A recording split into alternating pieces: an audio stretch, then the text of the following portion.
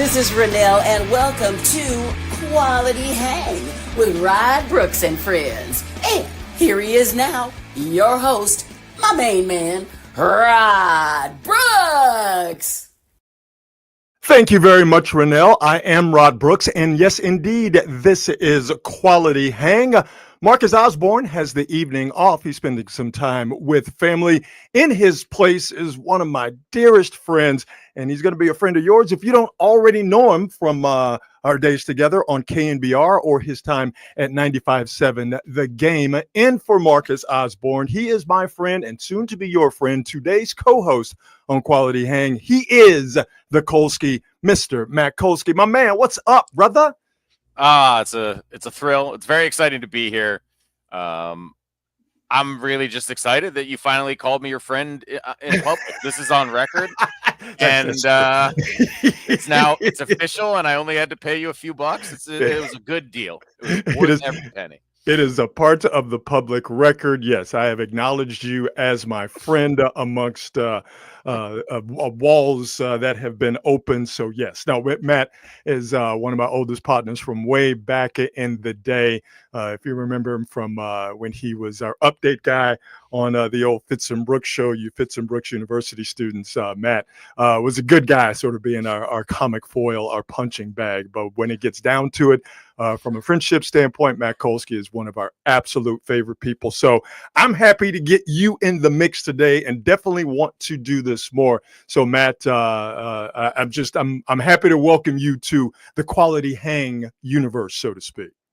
Yeah, the cool thing about this is well, I mean, I guess this isn't true because most of the times that we talk, it ends up going almost an hour. But you don't often get just an hour to sit and talk with your friends these days. Right. Exactly. We're all parents. We got stuff to do and whatnot. And so, yeah, getting to hang for an hour. I'm excited. And then listen, and you're here on a free-for-all Friday. We're going to get to some sports stuff. We'll do that. And then we're going to get to the things I like to traffic in, the weird stuff. Animals in human spaces, supposedly the greatest 5-year-old basketball playing kid on the planet. We got some video of that. And we have a rapping granny to go with the beatboxing nun. And so you don't even know about the beatboxing nun from last Friday's free-for-all. So we got a lot to get into, and we're going to start it right now. But we start the show, as always, by thanking our presenting sponsor, the fine folks at Hop Monk Taverns. 3 locations to choose from in Sebastopol, Sonoma, and in Novato. Great menu at all 3 places. Excellent craft beer selection, and they have a full bar as well. But what I really love about Hop Monk is that they have live music at all 3 venues, and all 3 venues have touring acts from around the country stop by. But what is really great about Hop Monk and why they are all about the local scene is that it's a place for local acts to see and be seen. So to see what's coming up live music wise at all 3 Hop Monk venues in Sebastopol, Sonoma, and Novato, make sure you check them out online at hopmonk.com. And if you happen to be around, stop by. Don't let the tavern word fool you. It's a great place for families as well. So thanks to Dean Biersch and the fine folks at Hop Monk Taverns for their continued support of Quality Hang with Rod Brooks and friends. All right, let's get into it. Gotta say, Matt, didn't see this coming last night. The Pacers getting game 1, being down double digits, 15 points exactly in the fourth quarter. The Pacers were to the OKC Thunder, the heavily favored OKC Thunder, down 94-79 with about 9 minutes and change. That happened after a Jalen Williams steal and dunk. And then, well, the Pacers happen. This is just how the Pacers get down, Matt. They just get down big in a game, in a postseason series, and they go, all right, I guess we'll do it. They came back big against Indiana, came back big against Cleveland, came back big against the Knicks in game 1 of the Eastern Conference Finals. And since that's just how the Pacers get down, Matt, they decided to get down big against the OKC Thunder. Like I said, down 15 with 9 minutes and change left. And then Tyrese Halliburton happens. We'll get to him later. But I just want to point out that there were a lot of people out there, talking real slick and greasy about, okay, you know what? The Pacers are good. Maybe they've gotten away with some sloppy basketball and they've played some competition that allowed the Pacers to get back into it. But there's no way, a lot of people were saying, no way that the OKC Thunder with their vaunted defense, would allow the Pacers to come back from a double-digit deficit. Check out this one clown who very, very loudly said, there's no way what happened last night in game one and happened in previous games of previous series that the Pacers played. It's no way that would happen at any game in the NBA Finals. Check out this idiot going to Indiana, be afforded the luxury that they were afforded in a game in each of the 3 Eastern Conference playoff series that they had to deal with. Milwaukee choked away a game that Indiana eventually won. The Cavs choked away a game that Indiana eventually won.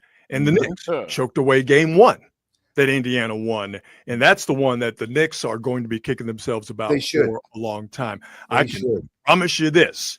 Oklahoma City Thunder are not going to choke away a substantial lead in the second half or the fourth quarter of any of the games that they will play in the NBA Finals against the Indiana Pacers. They are absolutely not going to do that. What an idiot! Marcus was this close to getting out of that unscathed, and then he just dropped in and not a chance.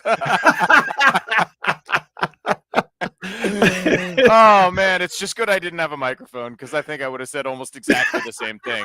It is, my God, because with all due respect to Giannis and the incredible season that the Cavs had, and a Knicks team that made it further than any Knicks team since certainly since I was a teenager. Right. All those teams are very flawed. Very flawed in ways that we could all see. And the Oklahoma City Thunder have not really shown a lot of flaws, not even just in the playoffs, but all season long. Right. I think it's almost been hard to accept how good that team has been this year. Right. Because, LeBron James, Steph Curry, and Michael Jordan aren't on it, right? But it really, statistically, and also just the eye test, they have crushed the life out of everybody they've come up against. It just didn't seem, it seemed like, and I've been a fan of the Pacers. I picked them to beat the Knicks before that series started. That didn't shock me, but this was shocking. I'm sorry. Full on shocking. And the fact that Halliburton again, and he wasn't even playing well. You got Richard Jefferson on the broadcast talking about how Tyrese Halliburton's getting a taste of the finals, and it's things are a little tougher up here at this level. And sure enough, it ends on another Halliburton, practically buzzer beater situation. He is something special, man, and that was an unbelievable game that I think I will remember for a very long time, which is saying a couple of notes here that puts what happened last night into perspective. The Pacers have come back from down 15 or more 5 times in these playoffs. Okay, that's the most since 1998.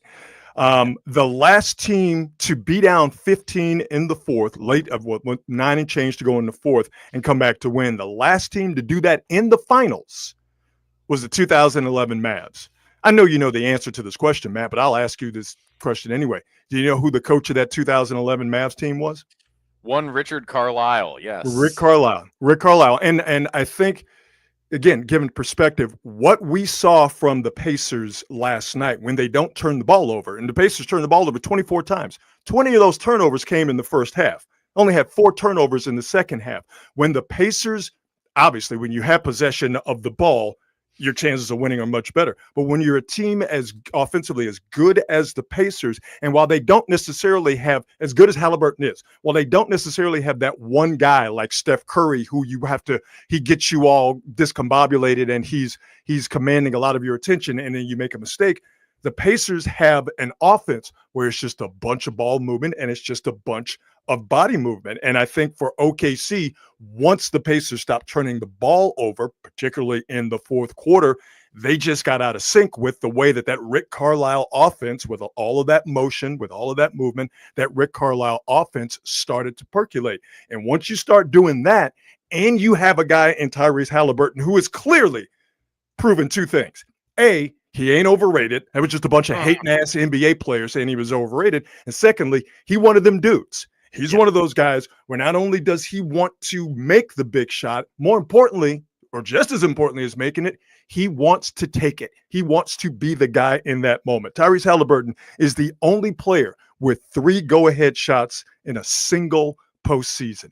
That's the type of guy he is. That's the type of mentality he has. So with this Pacer team, Marcus and I talked about this a few days ago.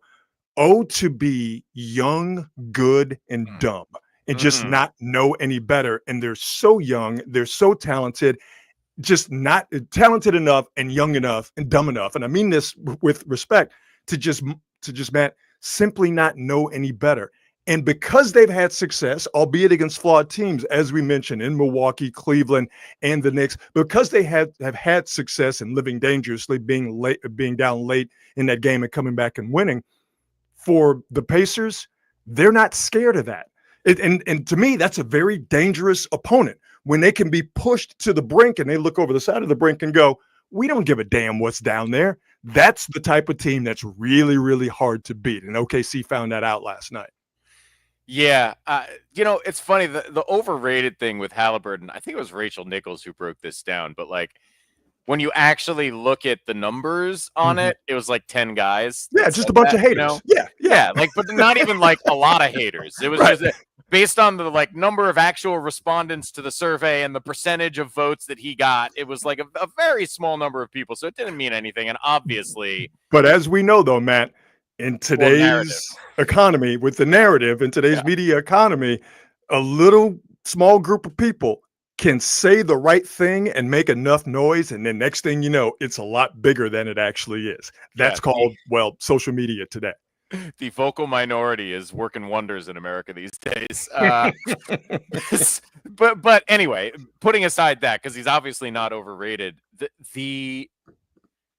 it's that want to. I mean, look, almost everybody who's ever stepped foot on an NBA court is capable of hitting shots, but the want to and the absolute.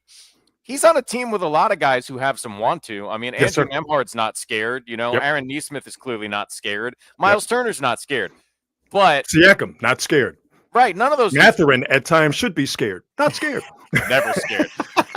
but nobody's questioning who's got the ball in his hands, right? And even when he's 14 points on whatever shooting he was last night, which is not good. It's nobody. They did not call a timeout. Nobody else really touched the ball once they crossed half court. Very good point. Very good point. And that's again a part of Rick Carlisle's get down. And I said this, and I didn't think it was that earth-shattering, but the one clear advantage in my mind that Indiana had over OKC, not that Daigneault, the OKC's coach, is a bad coach, but Rick Carlisle has been through this, right? He's been tested. More. Been in the finals. He's won the finals. Like he's not scared of these moments. And I think that the old adage, and I believe it's a true adage, of a team does take on the personality of his coach. He's not scared of those moments. He's prepared for those moments. And I think his team has taken a lot of that. And I'm glad you brought up the fact that Carlisle did not call a timeout to set up that game-winning play. He's the type of coach where he doesn't like to call those timeouts. And here's why doing that last night was very important. Not just because that's the way that Rick Carlisle goes about coaching, but it didn't allow OKC to set up their defense. It didn't allow OKC a chance to go, all right, let's game plan forward. If you give OKC, again, now they were in the process of blowing and eventually doing a 15-point lead, but they're still the best defensive team in the league. Last night's blown game notwithstanding. If you give them a chance to set up their defense, and Indiana's not a very good half-court offensive team, and OK's looking at that situation like, okay, this is good for us. To not call that timeout, I won't call it genius, but it was very, very good and smart coaching. Yeah, and you got to imagine, given the history in this playoffs alone, they're at least shading a double team towards Tyrese Halliburton if you get a timeout call. Like, that guy's not going to take the damn shot. I don't know what we got to do out here, but that guy is not going to kill us. So, yeah, I mean, smart on a number of levels and just an incredible finish to the first game of finals that, like, I wasn't on the this is going to be boring hype because that was dumb. These are exciting teams, but I did think it could be very short. So did I. And I was talking about this with someone earlier who said, "Yeah, that was awesome, Thunder in 5," and they might be right. It might be right, but that was still a hell of an exciting way to get it kicked off. And everybody who was worried about two small markets can go right to hell. Now, I'm still, with those people, anyone who says that, thank you for saying that. So I know never to listen to anything that you have to say. So we don't have to have a basketball conversation. Or really any conversation for that matter, because that's just a very unintelligent group thing to say. So we're damn sure not going to have any basketball conversations because you don't like hoop. And if you don't like hoop, and if you can't see the value in these two teams playing, forget about the size of the markets, then if you don't love hoop, and I don't want to have a conversation with you. And if you have a garbage opinion like, well, they're two small market teams, so I don't want to watch them play, chances are opinions about things other than hoop are probably just as garbage as that one basketball related opinion. Couple of notes here. Yeah, exactly. I mentioned that the Pacers turned the ball over 24 times. 20 of those turnovers came in the first half, only 4 in the second. OKC, and this is where they're kicking themselves, only had 11 points off of those 24 turnovers. That's I don't know if the game was necessarily lost there, but you're leaving those points out there when you could turn a team over 20 times in one half and you only get 11 points off of the eventual 24 turnovers. Interesting bit of numerology here. The Pacers had 24 assists to go along with their 24 turnovers, but on those 24 assists, they came on 39 made shots. So there's that Carlisle, Indiana offense where it's just everybody touches the ball. It's the anti-Knicks offense, if you will. Yeah. Everybody touches the ball. Everybody's moving. And if you keep it close enough, they got guys, Halliburton and Siakam, I want to put him in that mix too, who can close. If they get down enough, they have enough guys where they can put together a charge and come back and have another improbable win. 111-110. That series is now 1-0 in favor of the Indiana Pacers. And they say, Matt, that a series does not start until the home team wins or until the home team loses. I had OKC in 5. I ain't feeling too good about that prediction now, my brother. And I am perfectly fine with that because I want 6 more games of what we got last night. It would be really fun if the Pacers managed to push this the distance. And I do still think that's an underdog play, if you will. I wonder what the odds are. I haven't checked, but they were plus 700. The Pacers were before the series started. I would think that it hasn't changed all that much. They're still heavy underdogs. I'm almost positive of that. Of course, they're heavy underdogs. I just wonder if maybe it's shifted to where, I don't know. Who knows? The point that I'm really trying to make here is that even if I still think the Thunder get this in 5 or 6, I have to admit that this Pacers team has so far exceeded what I thought they were. Oh, without a doubt. And so consistently outperformed reasonable expectation that, like, anything could really happen. And that's pretty much the most exciting feeling in sports, right? Yeah. Is like, who knows? It's the Pacers. And who would have thought that is a sentence you would be saying if we had this conversation a few months ago, right? Anything could happen. It's the Pacers in the finals. I think a lot of us are having the realization that ESPN's Scott Van Pelt had after the Eastern Conference Finals, where, and I'm paraphrasing here, and he even said this to Tyrese Halliburton last night, that, hey, man, I was late to the party on you guys. And even, he said, the notes I have here, this is what Van Pelt said while he was talking to Halliburton after Halliburton's game winner last night. He said, the notes I have here are all about OKC, none about the Indiana Pacers. I think we're seeing that they're a hard team to really get a handle on and an understanding of, because they'll do stuff like they did last night, or they did in the Knicks series, in the Cleveland series, in the Milwaukee series, and then you will see them do, where they got their teeth kicked in one game against Cleveland, or they got their teeth kicked in, what was it, in game 5 against the Knicks. They're hard to really pin down and understand because they just seem so unpredictable. But I think clearly that unpredictability plays right into the Pacers' hands. And I think it does give their opponents and us observers, it gives us like, I don't know which way to go on these dudes, because you'll have Halliburton have a very bad shooting night, but then he still has the intestinal fortitude to give me that ball. I want to shoot it at the end of the game. Those guys are rare. They really are rare. Yeah, they're incredibly rare. And in fact, I was thinking about this last night. It's hard for me to think of any superstar to appropriately compare to Tyrese Halliburton.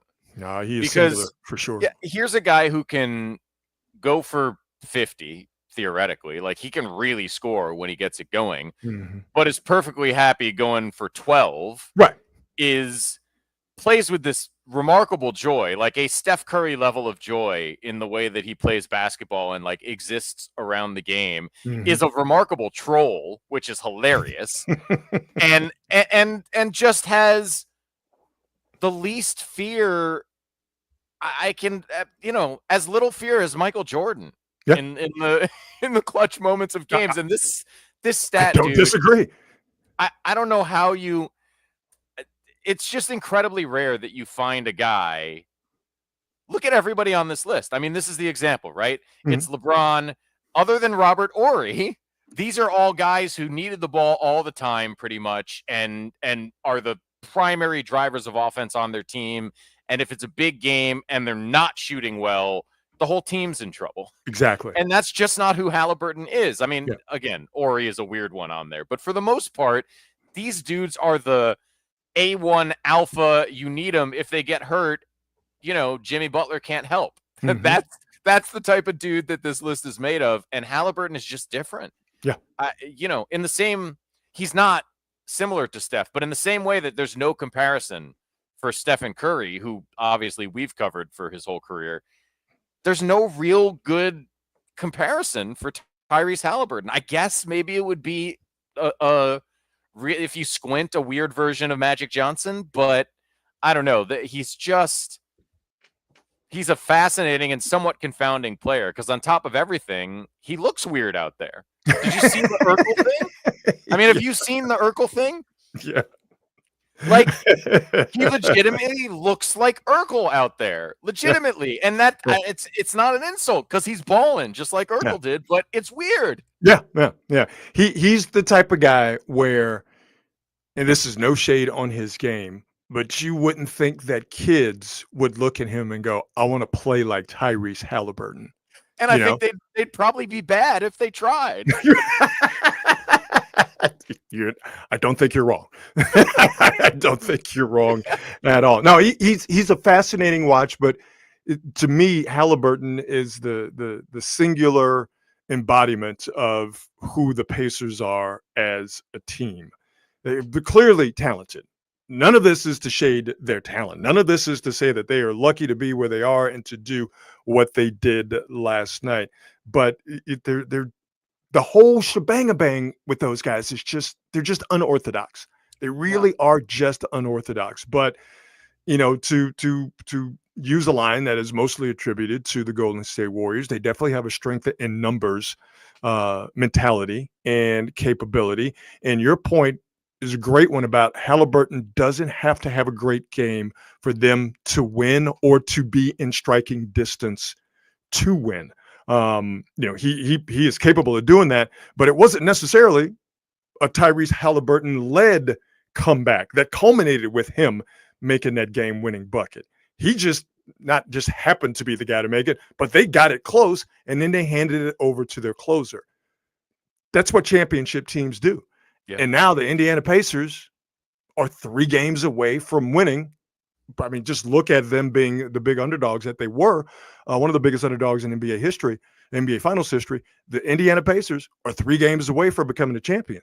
There's still a long way to go, but I think after what we saw last night and contextualizing it with what we've seen from them the entire season, and particularly this postseason, it clearly is not out of the realm of possibility that they can win 3 out of the next 6 games.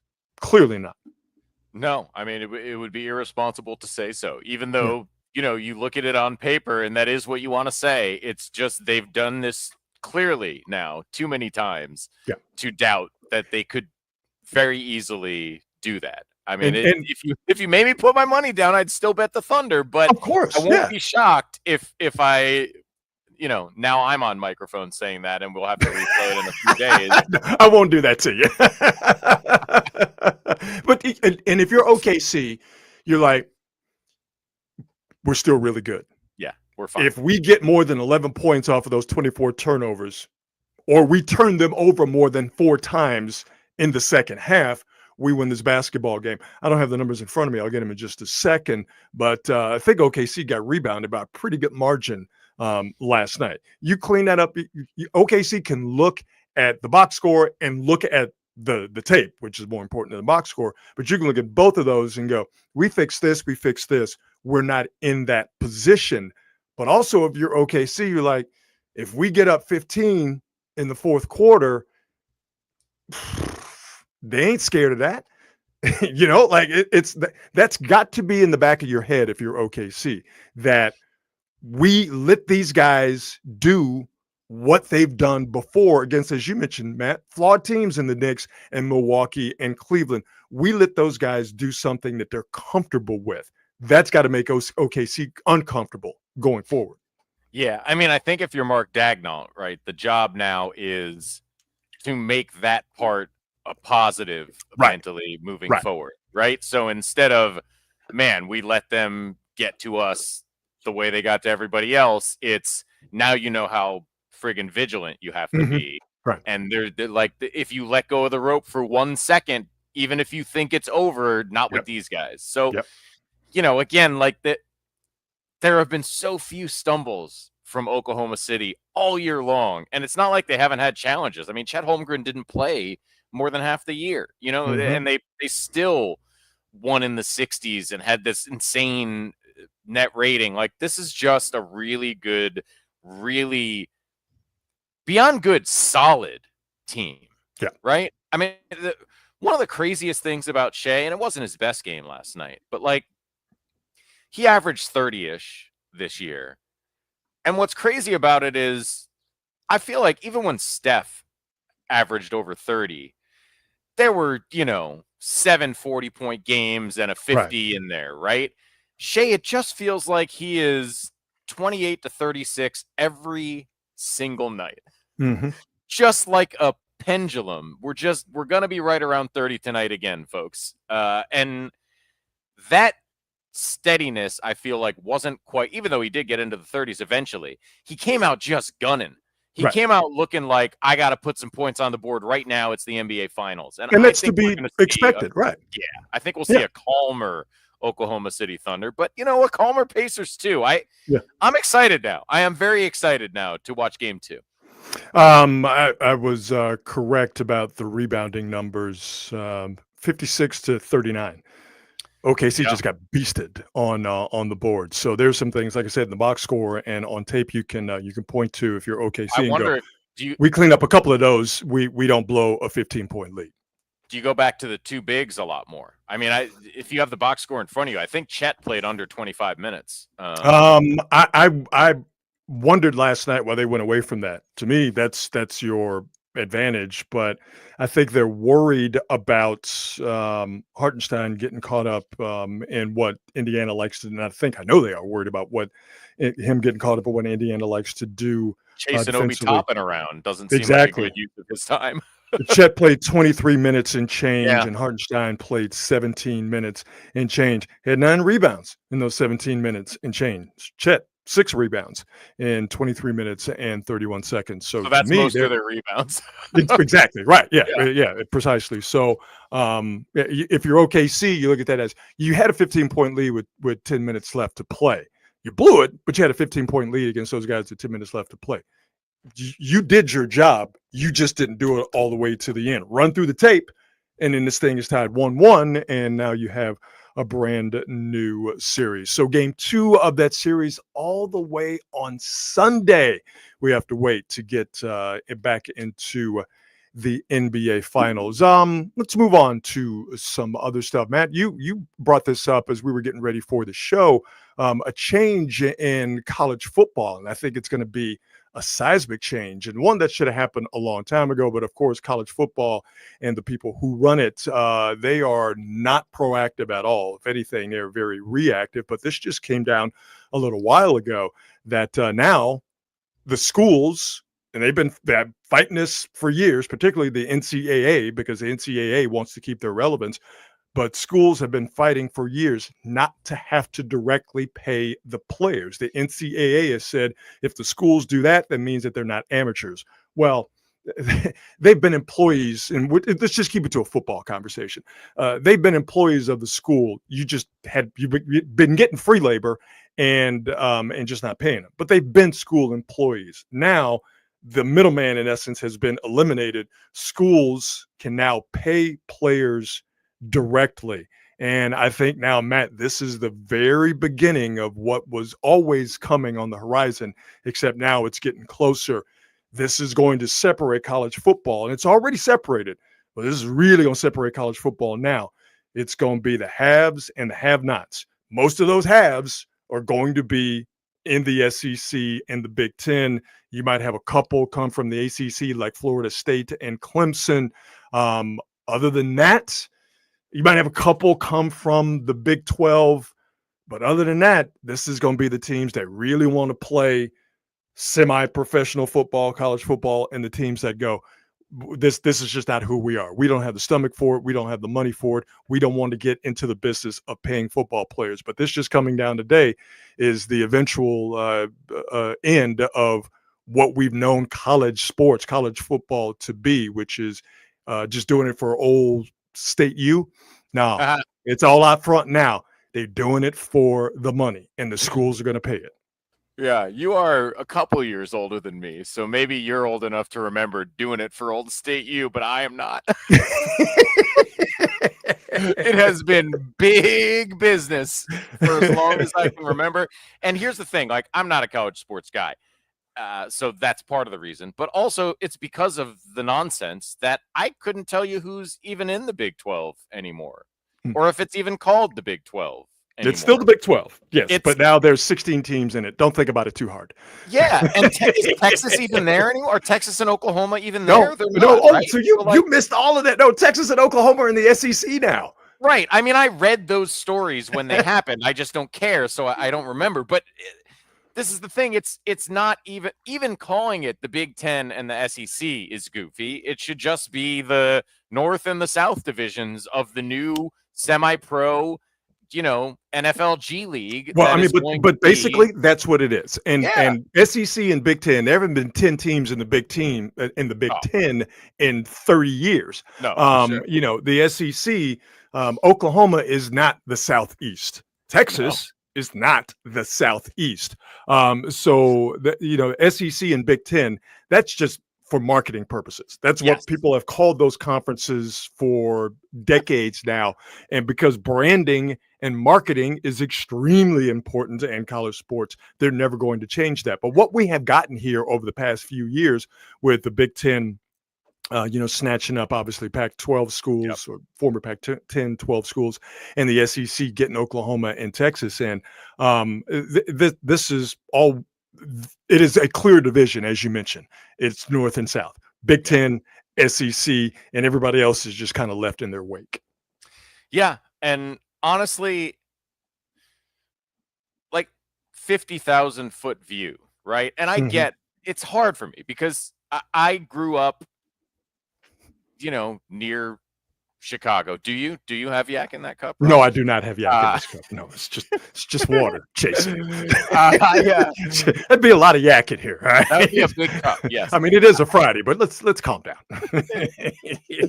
Oh man, I think 50,000 foot view. If you told somebody, basically here's the issue. There's two separate things. There's college sports, which largely, for the most part, is not basketball and football, right? Like, and then there's basketball to a lesser extent now, given G League in Europe and all that, and football, which are training grounds. Yes. They are not just college sports. They're solving a problem for professional leagues that don't have their own development leagues. And right? don't want them.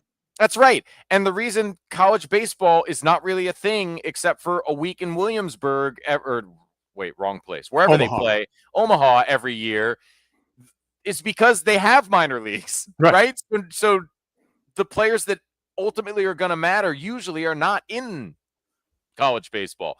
But college football and college basketball got big because it's the training ground for the professionals we're going to watch, and that holds remarkable interest for a lot of people. And then you Yes. add on the pageantry and all the stuff that college fans like, and you get college football. But if you're trying to solve the problem of getting guys ready for the league, this is how it always should have been, really. Mm-hmm. Right? So there's the paid player level, because they're training to become professionals and their current work product has great value. And then there are the people who are just playing for their school because they love the sport, and it's a good playing for the old ball club, like you said, right? Like the kids who played at Pomona College, my Division III school that had to partner with another school to create a football team. Love of the game, baby. Exactly. And there is something beautiful. In a way, to me, it's better to separate the purity of that thing, which is beautiful in a way. It is the love of the game. It is just passion and want to, from the part. And there's nothing wrong with doing it for money if you're that good.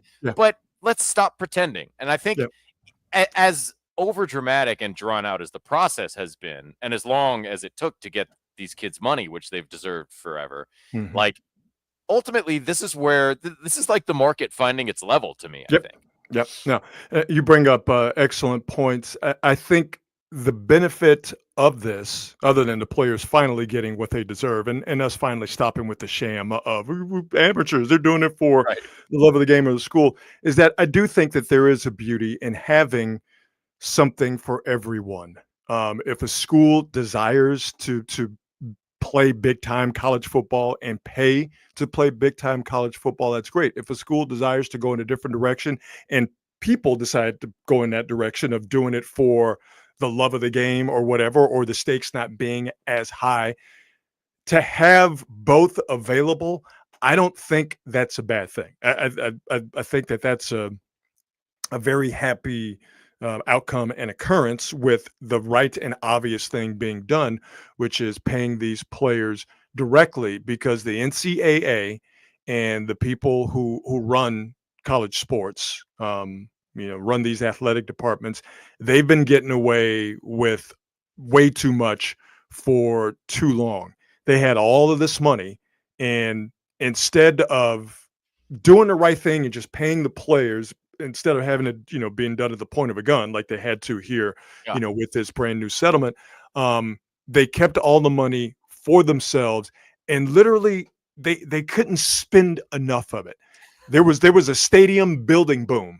Like they stadiums adding 20, 30, 40,000 seats, going from 70,000 to 100,000. That's how they were spending the money, because they didn't want to pay the players. Oh, we can't do that. That'll ruin the sport. They paid coaches crazy money. Remember, we would talk about the buyouts. Remember how crazy, like, Jim Mora, not the playoff, but his son. He's not a junior. He's actually Jim Mora. So I try to be accurate with it. But Jim Mora had like a $10 million buyout when he got fired from UCLA. Right. And we would laugh about this all the time. Like, his agent was a master, and UCLA was so stupid because UCLA was negotiating against themselves.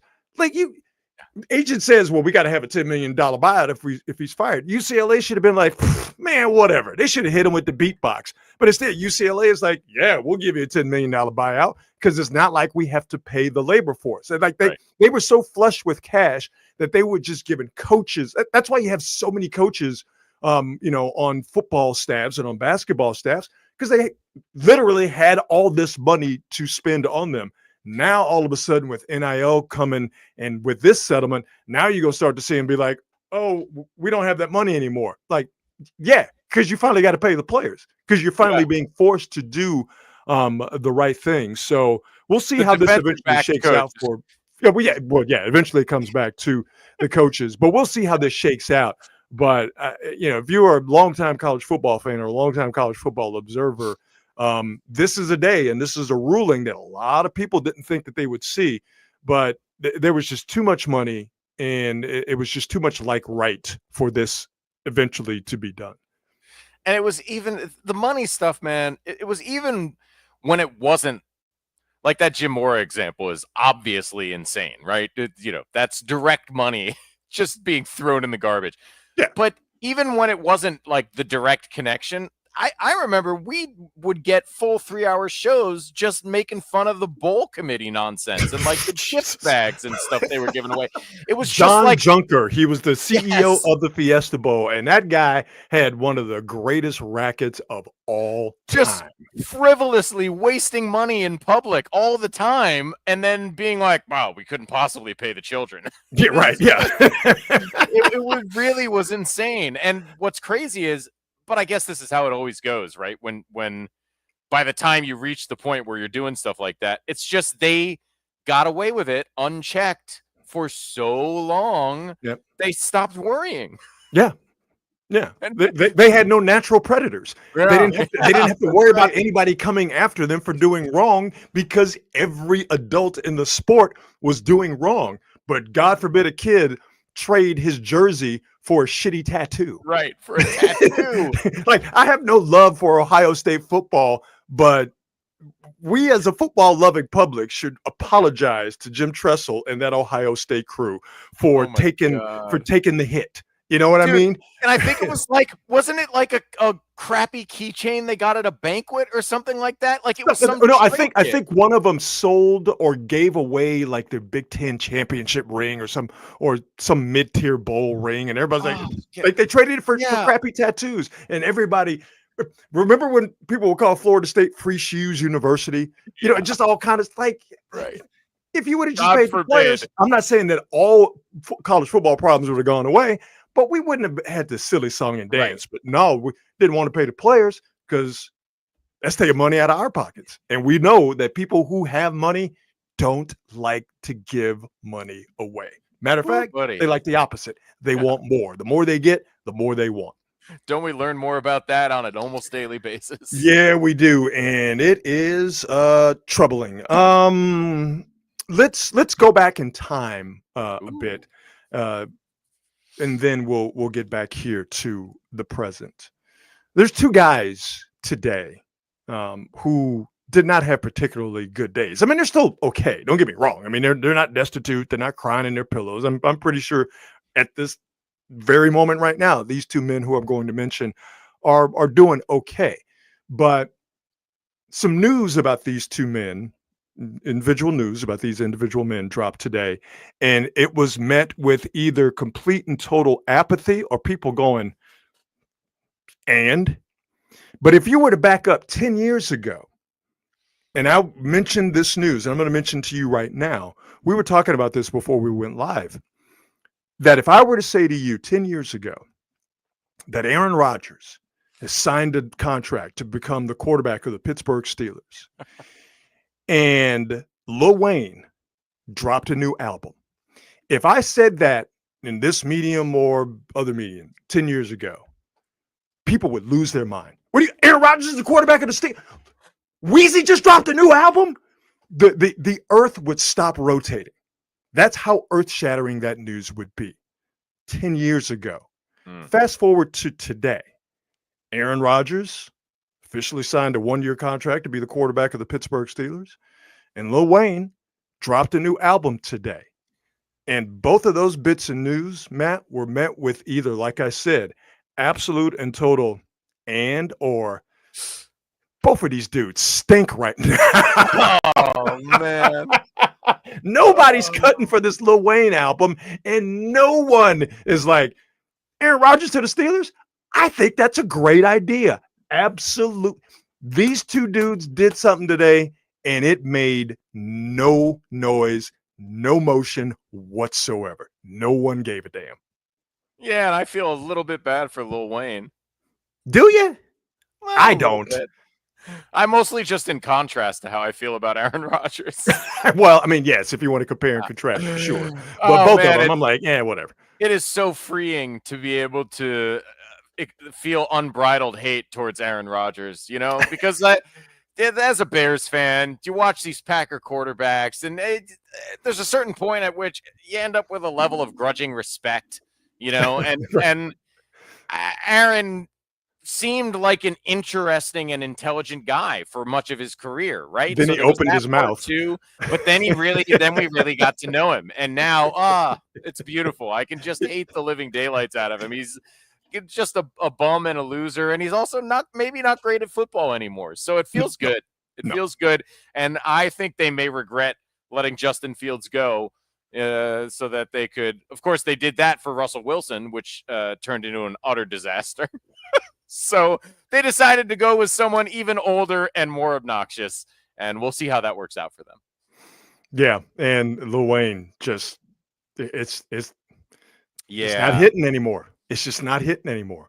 And unfortunately, this goes into the, do you age out of hip hop, and why is hip hop the one musical genre where aging out is expected, or in some instances encouraged? The clips are going to put an end to that, but I just think, this is something that Andre 3000 has talked about. This is something that Jay-Z has talked about.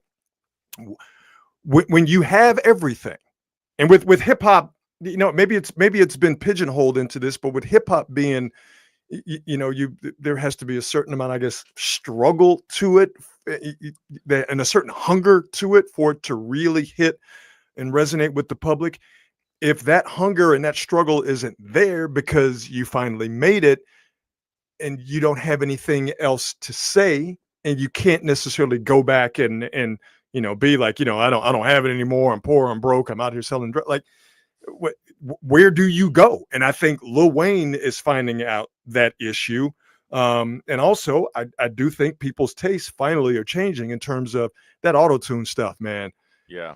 It should have been dead a long time ago. I think we are nearing the end of it being the mainstream when it comes to hip hop and the defining sound.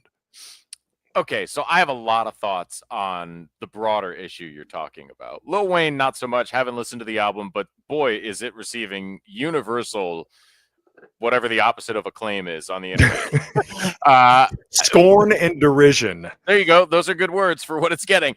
But a couple things. First of all,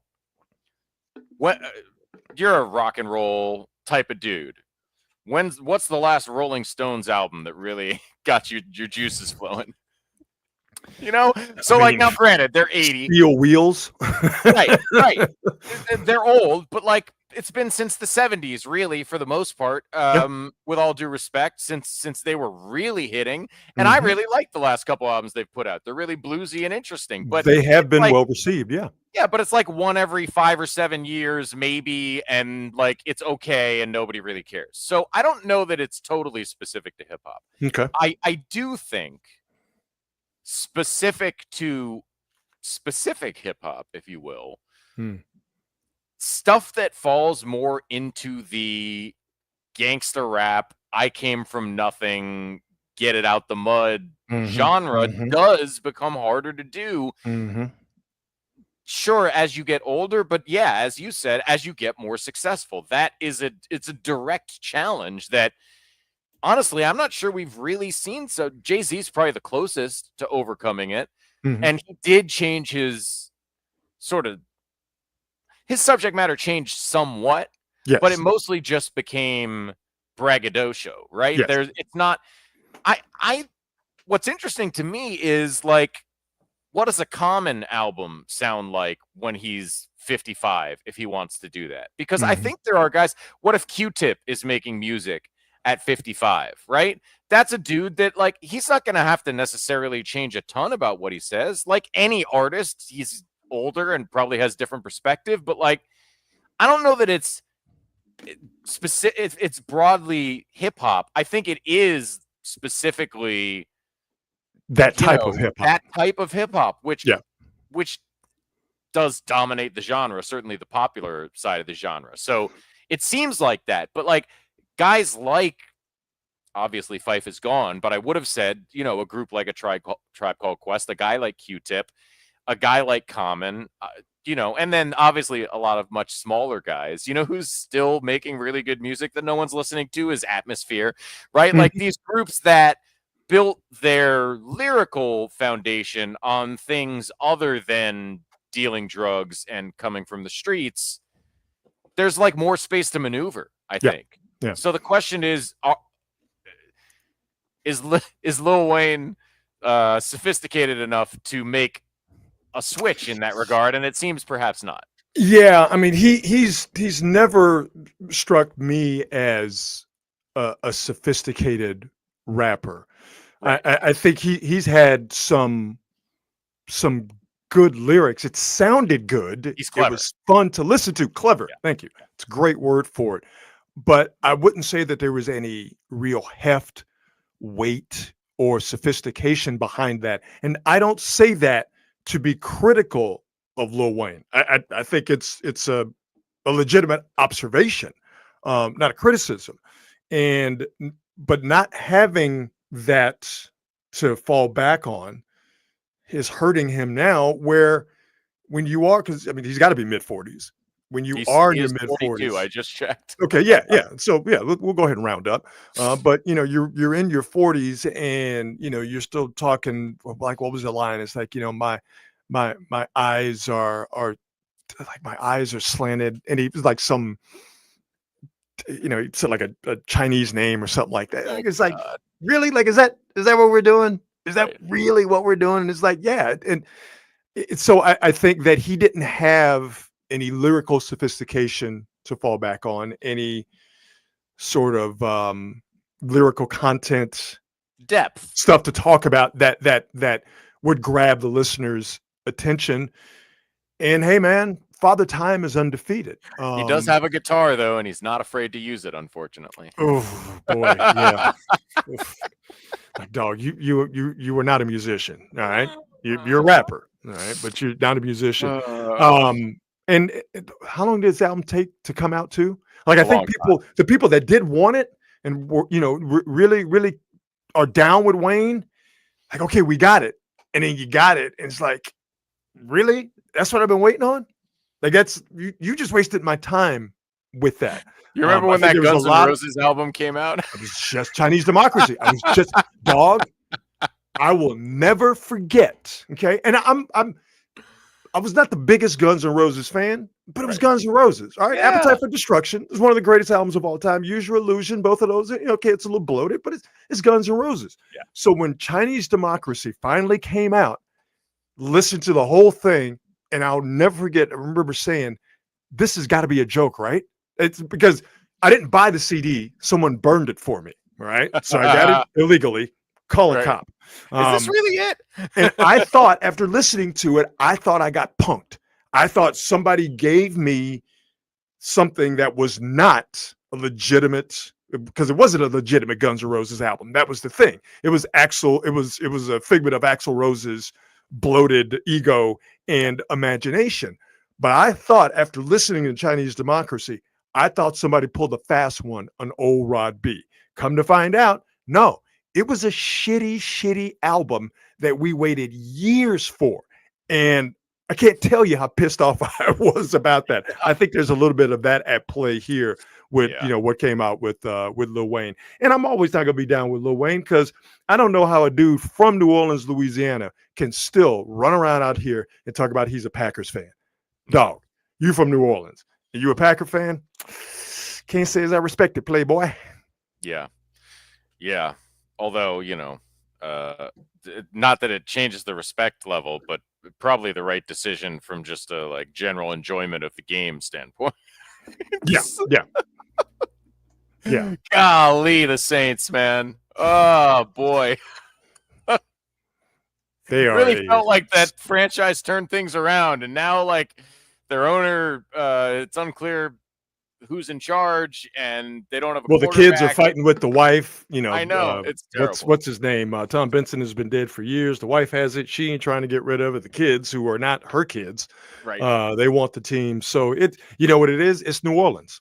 Yeah. I was just in New Orleans, and that's a very accurate analog for the beautiful city. It is a typical New Orleans story. It is just messy. beyond belief. Was that your first time ever going to New Orleans, or you? Oh, okay, you'd been there before. Yeah. I'm well acquainted. Yes, one of my really close friends from college grew up like in the quarter. Oh, really?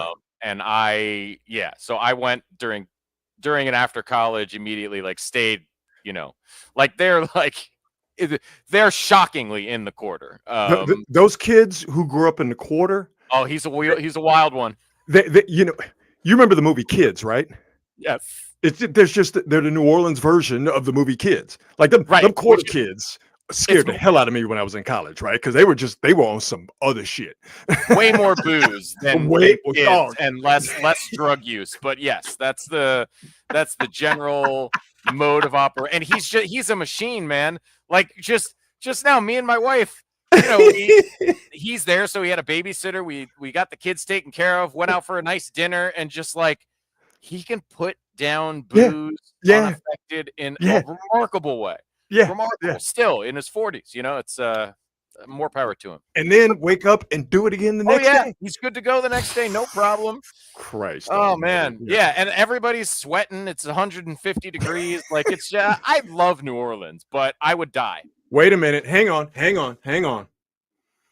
So you were in New Orleans not too long ago. Those 10 prisoners escaped from New Orleans City Jail too. Matt, is there something you want to tell us? I've been advised not to say anything about that. Now, you're not harboring any fugitives, are you? Harboring? God, no. Why did you look down? That was a look down of guilt. What are you looking at? Is Antoine Massey down there? What are you looking at? Don't worry. I'm not wearing pants, but no one else. It's a Friday free-for-all, my friend. Damn right. Ain't nobody wearing no pants. Yes, woo! Friday free for all. It's fairly self-explanatory.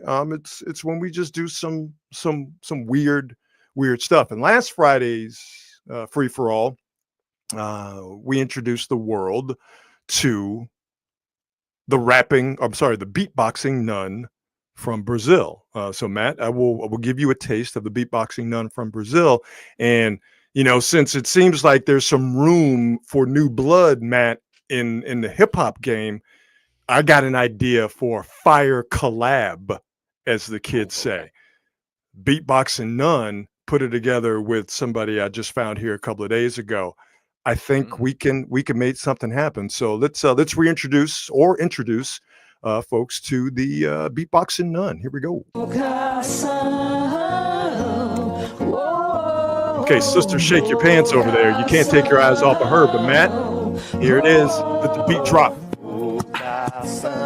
Yeah, come on, dog. Okay.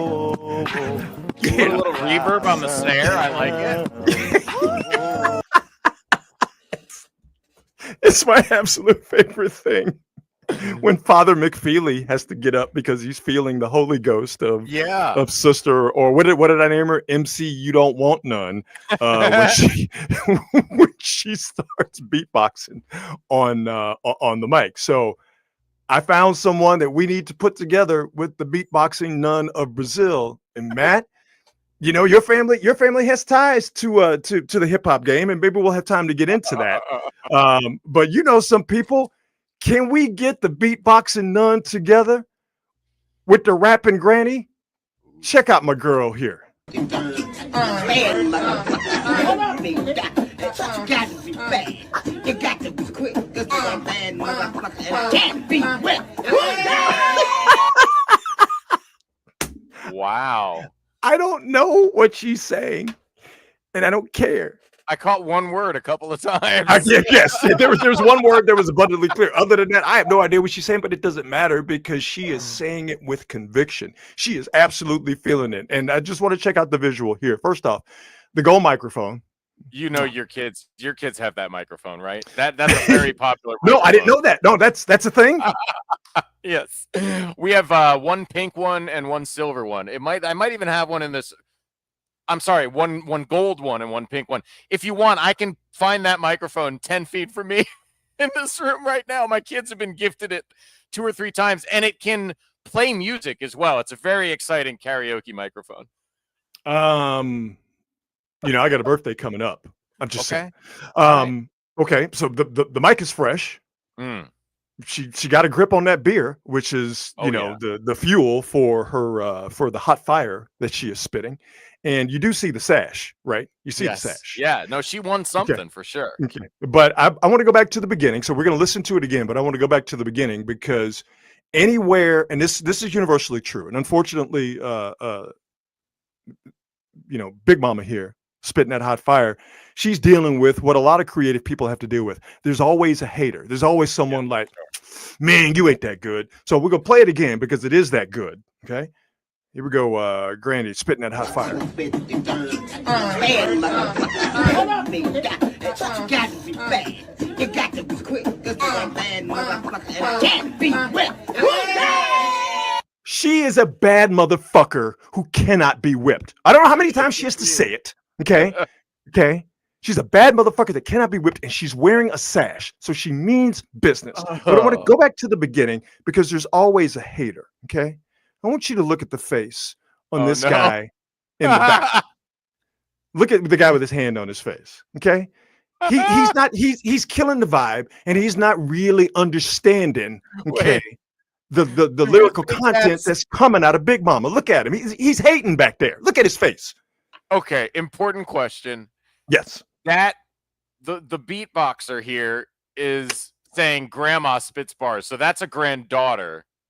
Do we think that's the son or the grandson who's in distress in the background? Is that his mom spitting bars right now? That to me would explain the distress. Like, I think that defines something about life almost perfectly. Like, if my grandmother is rapping, awesome. If my mom is rapping, uncool. I don't know why, but I'm sure that that's true. That you could be right, but that look to me says she's done that before. Yeah. And he's just tired of Here we go again. And I say to him, hey man, you just don't understand genius, because I don't know how when Granny is dropping bars on these fools, I don't know how you just sit there with your hand on your face looking like Droopy Dog, like, oh, grandma's doing it again. She's rapping. Look, she's on the mic again. Like, man, you should be up hyping grandma up. For God's sake, she's wearing a sash. Clearly it's her day. At least half of it is enthusiasm and Thank you. Stage presence. That's you. What she's got. Maybe the lyrical content is going to need work in the long run. It's a freestyle. Get off her back. This woman has the energy and the presence required to rock a mic. You see the vision. Don't you want to be a hype man? Don't nobody want a hype man that just sits in the back and like, oh, I can't believe she's on the mic again. Drake has ghostwriters. You know what I'm saying? Don't worry about the lyrics. So listen, if this dude don't understand the vision, we here at Quality Hang with Rod Brooks and Friends, Matt Kolsky in as co-host today, we understand that we gonna get, MC Big Mama, and we gonna get the beatboxing nun from Brazil together. And dog, this is it. This is how we make money. This is how we get out of business. This is how we become kingpins. Because you put them, this beatboxing, with Granny talking about she's a bad motherfucker that can't be whipped. That snare seriously sounds like the art of storytelling. Like, there's an echo, there's a reverb on that snare that she's hitting. I am very impressed by the beatboxing nun. Longtime viewers, and this is, by the way, is only our 20th episode, so there's no such thing as a longtime viewer, but longtime viewers of Quality Hang with Rod Brooks and Friends know that when I love something, I play it repeatedly. Yeah. So I'm going to do it again because I just want to point this out to Matt, because this is the first time Matt has seen the beatboxing nun from Brazil. I just want you to watch when she's getting ready to go, before she hits that first, she points like, you motherfuckers don't know what you're about to get. So I want you to make sure, because you focus on the dancing nun, right? Because immediately she's up and she's like, I'm shaking it. But I want you to focus on the beatboxing nun and just watch. She's going to point like, I'm fenced to kill it. Watch the point right here. Right here. Here we go. And then the priest had to get up. Okay, he hath risen. That was like I mean, I'm sorry. that was a pretty hip hop point. If I can say that. This is not her first rodeo. And you know how else you can tell? Because look, there is a level of beatboxing that has been a part of like not karaoke. What's the word I'm looking for? They have groups at colleges, a cappella groups. Yeah. Right? Mouth drums are not specifically a hip hop thing, but holding the mic like this when you do your beatboxing, that's hip hop. Yeah. She's been in some ciphers, is what I'm saying. Yeah, I promise you, she have the rectory going off. Okay, she be having the other nuns going buck wild. We continue on with the Friday free for all. We got here. It says that this is the best 5-year-old basketball player in the country. Well, okay. I'll be the judge of that. Let's see what this young whippersnapper's got. Now. I like it. That might be a little person. That might not be a 5-year-old. That might be no.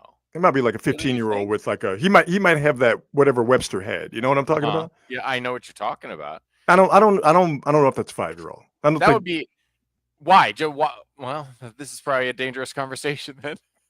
I don't know though. Why would someone do that? Number 1 ranked 5-year-old in the country. I mean, that's not real, but presumably they wouldn't do that to a disabled person. I mean, you've heard these stories about 25-year-olds going and played, high school sports. Like that happens all the time. Maybe not all the time, but yeah. So let's break down this kid's game. Because already in just this still I see that's a carry. He's carrying. Travel.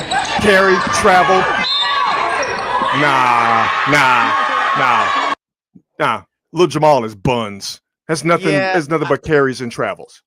See, I think part of what's happening here is your children have gotten a little old on you, and you don't totally remember what the average 5-year-old looks like with a basketball in their hands. Because I got one of those. That's entirely true. That's entirely true. This is remarkable. My kid just turned 6, and we actually had a basketball practice over here because he's in a 3-on-3 league this summer. Yeah. And I had 5 6-year-olds playing hoop in the cul-de-sac behind my house. And let me tell you, by our standards, there were no travels or double dribbles in what this kid on the video just did. Now, clearly didn't pick it up and run with it is a win. That's a very good point. He does dribble, and I will say here that he's got number 30 here guarding him. He's got him completely out balanced. He's got him shook. I'm just saying, being a hater, I'm just saying, if you just really break it down, carry, travel. I mean, come on. Boo. These kids watching the NBA, they think they can just take as many steps as they want. It was a crab dribble. I don't know. It could be. Yeah, exactly right. It's the new Euro. No, that's a travel. Okay, don't gaslight me. All right, it's travel. I love the playing through contact, though. Teach the kids to just keep going. Don't call. I love animal videos. I especially love animals in human spaces. So this first one we got here, there's an escaped zebra on the loose in Tennessee. There's just a zebra just running through a neighborhood in Tennessee. It's the second word on there that's confusing me a little bit. Yeah, it's just escaped pet zebra. Pet run zebra? Free. Yeah, somebody's zebra just escaped, and I guess it's not in Tennessee. You can own all the zebras you want to. Wow. So there you go. So somebody's zebra has escaped. Matter of fact, zebra, just like 2 of the 10 New Orleans escaped prisoners, still on the loose somewhere in Tennessee. I will assume if you see a zebra and you don't know the story, that's when you're thinking like, I'm on mushrooms. That's got to mess with your head to see a zebra just trotting through a neighborhood. Or like you start to think you've sort of flashed into a post-apocalyptic timeline, right? Exactly. Right. Like, the zebras are on the streets now. Yeah. It's like there's got to be a good reference for this. What's the Will Smith one? I Am Legend, right? That's Exactly. We're headed to I Am Exactly. Legend here. Exactly. I wonder why people don't ride more zebras. Like, 'cause it's just a horse. It's just a striped horse, right?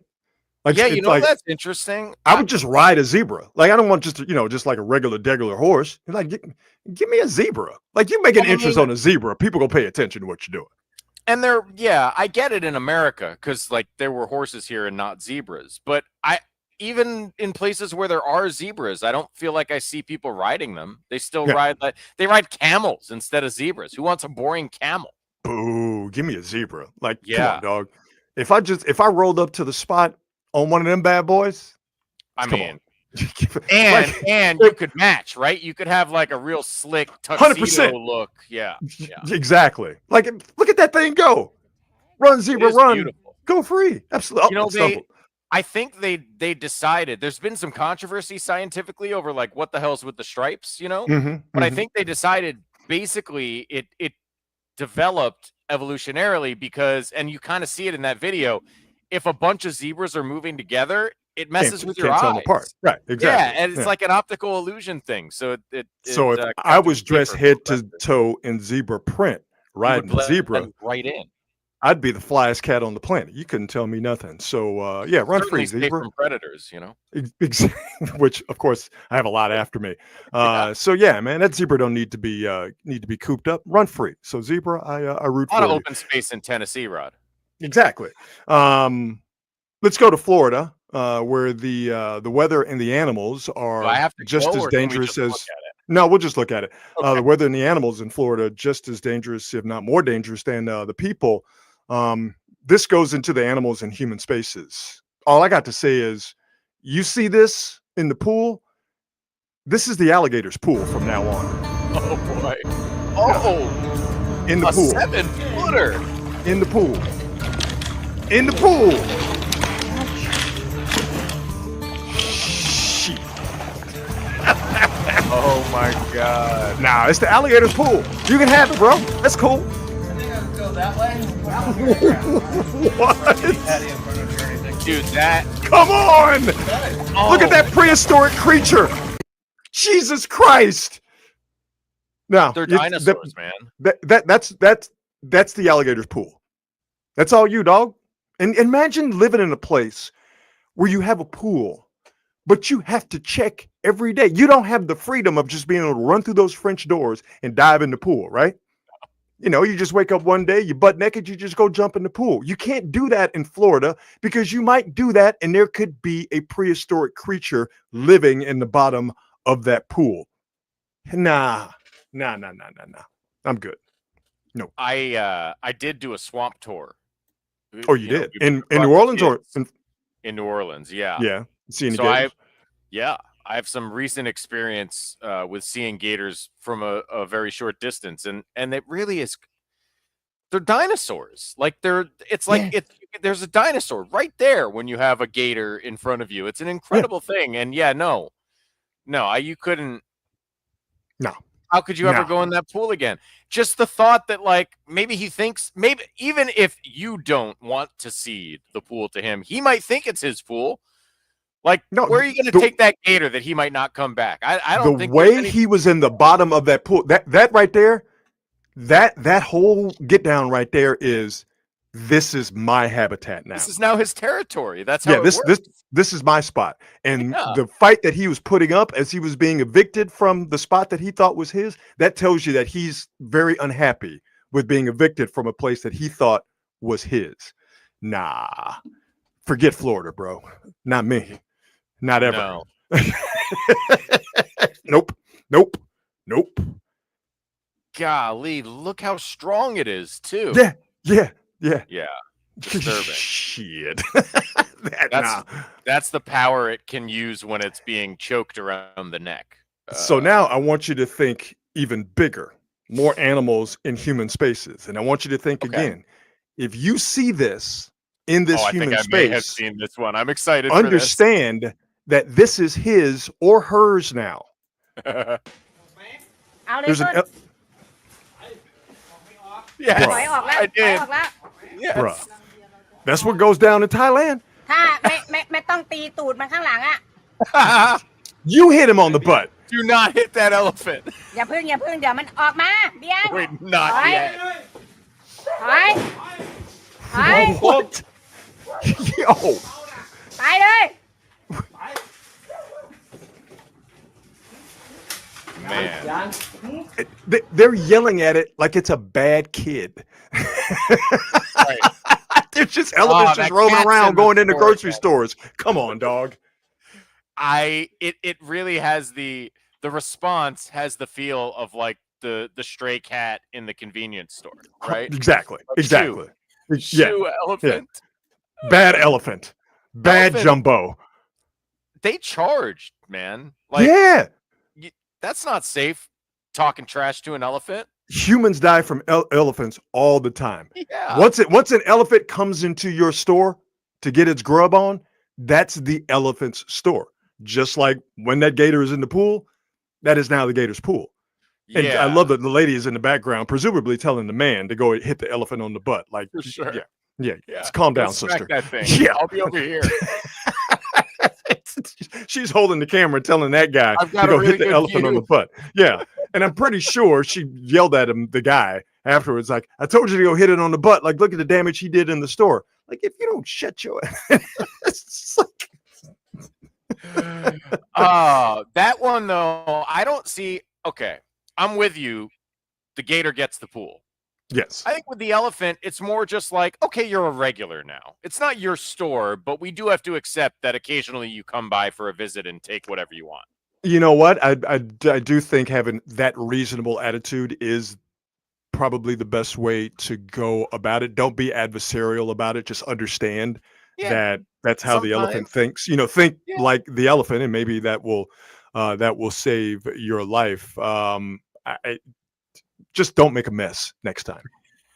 If you don't mind. If you could Like, just get- tell us when you're coming, we'll leave a bunch of stuff out for you. Exactly. Right. But you don't have to come in. I mean, if you can really understand what's going on here, Jumbo, that this grocery store is not necessarily made for creatures your size. So if you could just stall us out for a minute and not actually come into the store, apparently with mud all over you as well, we greatly appreciate that. And you know what? For you, I don't feel like you were comfortable. You seemed very squoze into the corner of the store. Exactly. They Got couldn't have been happy about that. No. So, yeah. Wait outside, everybody wins. Maybe Instacart, you know? Would you say maybe Instacart? Yeah. Last Friday free for all, and this is for all the folks who think that 100 men could beat one gorilla. No, that is not the case. Yeah. So this is a young gorilla, but I want you to watch how effortlessly this gorilla pulls on this lady. Like, if that's a bigger gorilla, that lady is cooked. Watch how easy he pulls on her. Watch this. By the way, this is a very King Kong-like situation here. Yeah, it is. Come on, dog. See how easy that gorilla pulled on that lady? Who, by the way, is looking back, presumably with a smile on her face. That was not a laughing matter, lady. You almost got Fay-Rayed. Yeah. Yeah. I don't know about this 100 men versus a gorilla thing. Like, do the men get to plan? I mean, That yeah. really, to me, like, if you get to plan, I think you should be able to take the gorilla. See, here you go. Here you go. Do you not see just a little bit of strength this smaller gorilla had? What the gorilla wants, the gorilla gonna take. Watch how effortlessly this gorilla pulls on this.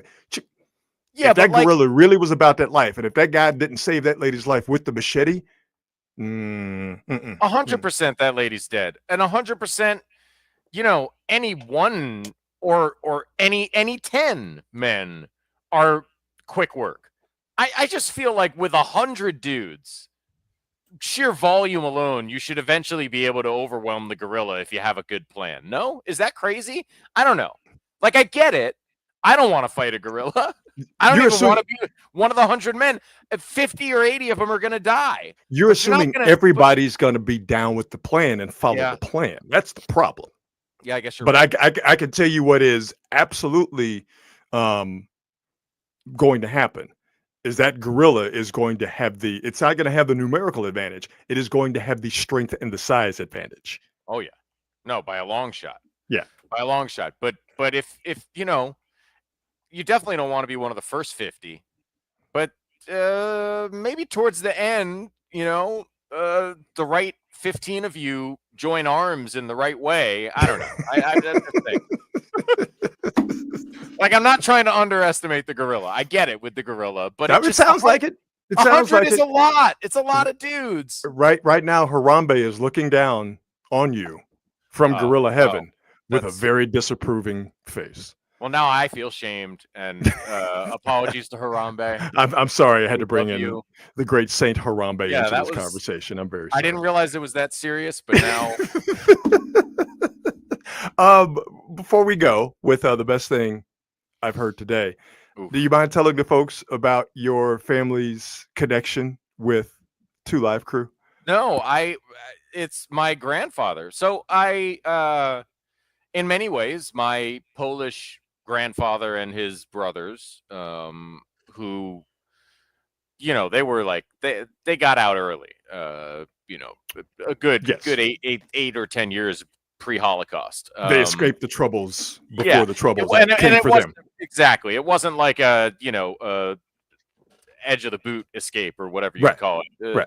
Anyway, they got to America and started a variety of small businesses, and my grandfather and one of his brothers ended up getting into the music business and were, you know, record label guys and produced like a couple of things you'd probably recognize from the oldies station and be like, oh yeah, I don't know who sings that.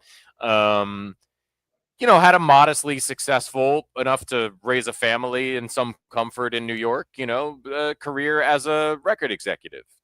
And sort of after he had retired, or like as a transition to retirement, after he had, as most good New York Jews did at the time, moved to Florida. Dealing with alligators in the pool. Yeah, well, actually, it's funny you say that. There were alligators on the golf course where my nana and poppy lived. But through, you know, somebody who knew the great Uncle Luke Campbell was like, oh, I know a guy who could probably help you, just has a lot of experience as a record executive, like for Skywalker Records. You know, you might be interested in talking to this guy. And my grandfather ended up being like a advisor and high level sort of record guy in the Luke Records and Skywalker Records consortium, as it were. And unfortunately, I think one of my I'm using great restraint and not adding an adjective, cousins ended up with most of the good stuff. But when I would walk into my grandparents' condo in Florida, in Pompano Beach, Florida, Yeah, right on the walls, like an entry hallway, sure. were gold records of Two Live Crew albums, which meant as soon as you walked in, there's just like 6 asses on the wall of my grandparents' apartment, just like ass in thongs on a beach.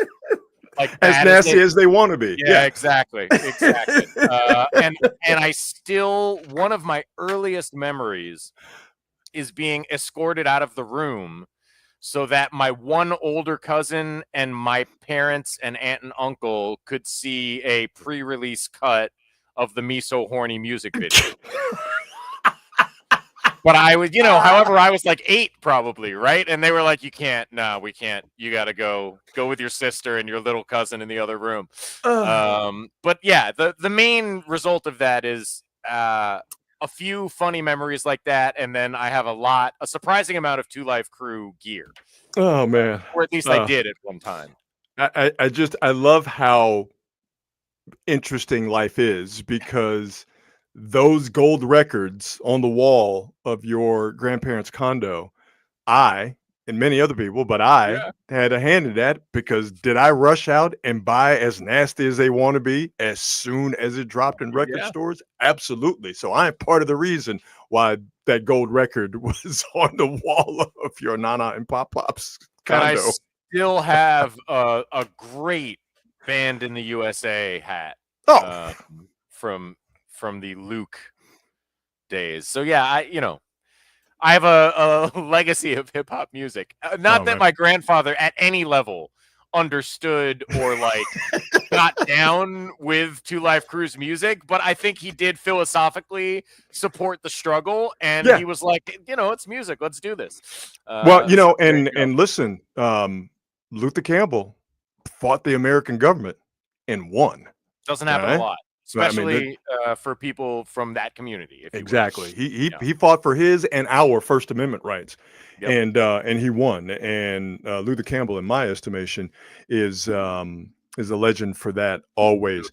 That is one of my favorite stories, but unfortunately, it is not the best thing I've heard today. The best thing I've heard today is my buddies in the band Werewolf on Holiday just dropped the first single from their forthcoming album, Out of Silver. The single is Living Inconvenience, and that single just happens to be the music that opens and closes the show. My buddy Kevin, who's the guitarist and singer for Werewolf on Holiday, was nice enough to give me this song, Living Inconvenience, to use on the show, and I am eternally grateful to him and Bob Dosa on drums and Danny Rice on bass. Power trio, my friends Werewolf on Holiday are, and their new single Living Inconvenience just dropped today. The album is still in the process of being mixed and mastered and all of that stuff, so it should be out in a few weeks. But very excited for my guys at Werewolf on Holiday that the new single has dropped. Give it a stream or several, however you get your music. But if you listen to the show, you already know the song Living Inconvenience, the 30-40 seconds instrumental before my man Kevin kicks in with the vocals. So definitely give it check it out, and also see some of their other stuff as well. So the best thing I heard today is that my boys at Werewolf on Holiday got that single to drop, and the album is forthcoming. So fellas, good luck on that. And the song it's a good rock tune. They're a good rock band. So hopefully you folks will seek them out and make them a part of your musical collection, so to speak. So that is the best thing that I've heard today. The boys at Werewolf on Holiday dropped that new single, Living Inconvenience. I love the Werewolf on Holiday image that we've got on the pretty cool. It's pretty cool. What's the best thing you've heard today, my man, as we wrap this bad boy up? Well, actually, the thing that I thought of is, in fact, the worst thing that I heard today. Okay. But I have a feeling everyone else will enjoy it because it was said to me by my child. My son just turned 6, and he is a sweet child, but he speaks his mind, and like I don't know where he got it from. I have a clue. And so we were talking about, I can't even totally remember how it came up or who we were talking about, but he said this thing that didn't make any sense to me, right? He was like, well, I think like she's probably just normal. And I was like, what do you mean? What do you mean normal? And he was like, well, like Liana, his sister is Liana. He said, well, like Liana's normal. I'm skinny and you're fat. Damn. And it was so casual. Wow. Well, here's the best part. It's not over yet. It's not? And listen, I'm not in the best shape of my life. I probably needed to hear this, but it's like I was like, whoa, hold on a second. I'm not fat, and And he kind of looks at me curiously. And he's like, yeah, you are. Damn. Ooh. Wow. Oh, and yeah, you see, you're lucky. You're never gonna have to hear that from your kids. I'm sure they've said horrifying things to you as well, but that's not one you need to worry about. And he is a skinny kid, and it's like, yeah, kids, so was I. So watch out. But yeah, that was the line. Was just like, yeah, no, yeah, you are. And it's just sort of like, well, look at me, and like, my sister's normal, and then there's you. Look at Wow. Wow. And I had to be like, well, even if it's true, it's not nice to say. I got to give that one. I got to give that one the Gucci Mane face. God damn. I mean, that's wow. It's tough. It's tough out here in these streets. They inadvertently cut me down to the ground on a regular basis. Jesus, man. Kids, and you can't hit them. That's the problem. No, 40 years ago, you could have just slapped them in the chops, and while that would have been damaging in the present and in the long term to that young man's mental state, it would have at least made you feel good. Exactly, right? But now you can't do that. So not only do you feel bad about what he said, you also feel bad just about yourself in general. Damn. Oof. Yeah, now we have to apologize for yelling. That's parenting has changed. Or apologize when you're not yelling, but they think you're yelling. Right. It's like, no, I'm not yelling. Yeah. No, this is not yelling. No.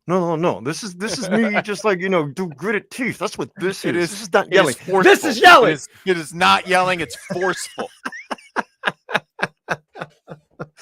Well, I hurt for you, for goodness sakes. So hopefully these last 90 minutes of you co-hosting Quality Hang has been able to take your mind off of that absolutely bruising salvo from your 6-year-old son. Just hurts.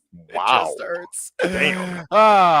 The best part is he is a sweet, lovely kid, and it just doesn't sound like it. I gotta say, I think you might need to adjust your assessment of him. He legitimately wasn't trying to insult me. He was just trying to explain himself. Like, do you understand what I mean? Like, there's normal people, there's skinny people, and there's fat people, and you're one of the, like, you get it. He was just trying to get you to understand what the hell he was talking about. All right? Exactly. And I don't think at any point it registered with him that he was just brutalizing me. But what that tells me is that not only does he think you're overweight, he also thinks you're slow on the uptake, to where you just have to be hit over the head with just a verbal blunt object. That might be true. So he might just be this guy's not getting it. You're fat. Dad, you're fat and dumb. I hate to break it down to you, but if I got to bring it that way, yeah. Oh man, I also had, this should have been, I could have saved myself the embarrassment. I am wearing my Run the Jewels t-shirt, and I took my children to like a community party at the park thing this evening. Yeah. And a teenager handing me a hot dog was like, "Oh, cool, man. Have you seen them live?" And I was like, "Yeah, like 3 or 4 times." And the way he looked at me, just in awe, made me feel so old. Like, yeah, you're 15. You can't imagine having been to 5 Run the Jewels concerts. I get it, but like, I've lived a lot, man. I've been around. I've seen them in 3 states. It's just like I've lived. Damn. You're getting it from all directions, brother. Yeah, I'm sorry. Yeah, this is where I'm at. Sorry. I'm genuinely sorry for you. But I'm also genuinely appreciative of you co-hosting today's Quality Hang, sitting in for Marcus. This will be one of many. You will definitely be a part of the show, my man. Miss hanging out with you on the regular, but we're going to make this a regular thing. How about it? Sounds excellent.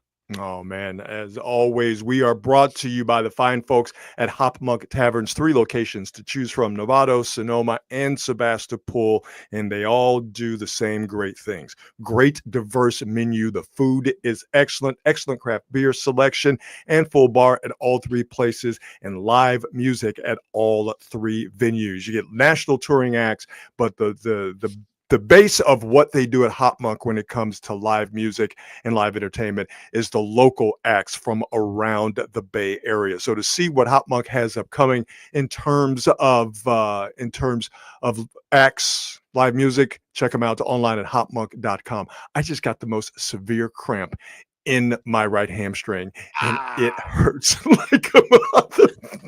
God. Oh, Yeah. I almost screamed like a girl. No joke. It's just No, it is not. It's just not. And on that note, I think we should go. Matt, my brother, thanks for joining me today. And like I said, this will definitely not be the last time. My best to your wonderful parents, your sister, her husband, and please tell the lovely Joey I said hello. Will you do that for me? You know that I will, and she will appreciate it more than when I say that I love her later. All right, everybody, have yourself a fantastic weekend. We will do this again on Monday at 8 o'clock as we normally do. Like I said, enjoy your weekend. And as always, folks, be good, but most importantly, be good at it. We'll see you.